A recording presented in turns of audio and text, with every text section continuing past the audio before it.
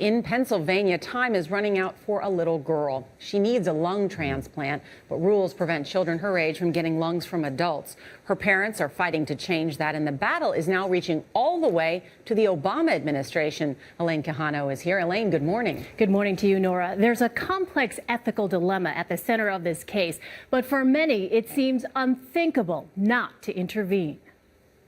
Hi, sweetheart. I lost 2 teeth. 10-year-old Sarah Murnahan has end-stage cystic fibrosis.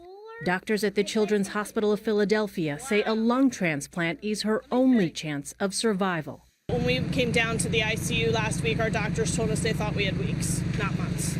Because of long-standing transplant policy, Sarah is only eligible for lungs from a child donor, as opposed to adult lungs, which are far more available. To say that Sarah and the other children waiting right now are going to be left to die, it's just really devastating and just not a human response. First, as a mother and a grandmother, I can't imagine anything more agonizing than what the Murnagans are going through. Several Pennsylvania lawmakers joined the family in petitioning Health and Human Services Secretary Kathleen Sebelius to make an exception for Sarah. Time is running out. Please suspend the rules until we look at this policy, which we all believe is flawed. This is a incredibly agonizing situation where someone lives and someone dies. Based on their age. Based on their age. Sebelius asked for a policy review and says she's sympathetic, but explains the rules are there for a reason. Because lungs are different than other organs, that it's Sarah's based case, on the survivability.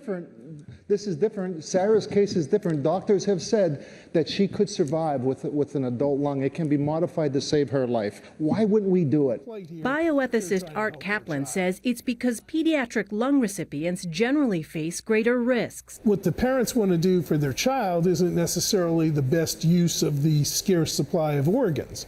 While Sarah's doctors say they're confident they can perform a successful transplant, making an exception for her is not the obvious choice. We don't have a situation where we're simply saying save me or don't save me. We're saying save me as opposed to someone else.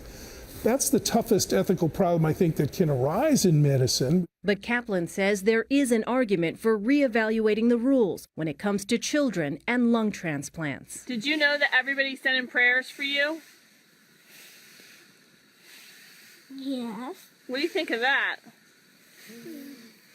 Thank you for saying prayers. At this point, Sarah's options appear to be limited because potential policy changes could very well take more time than she has.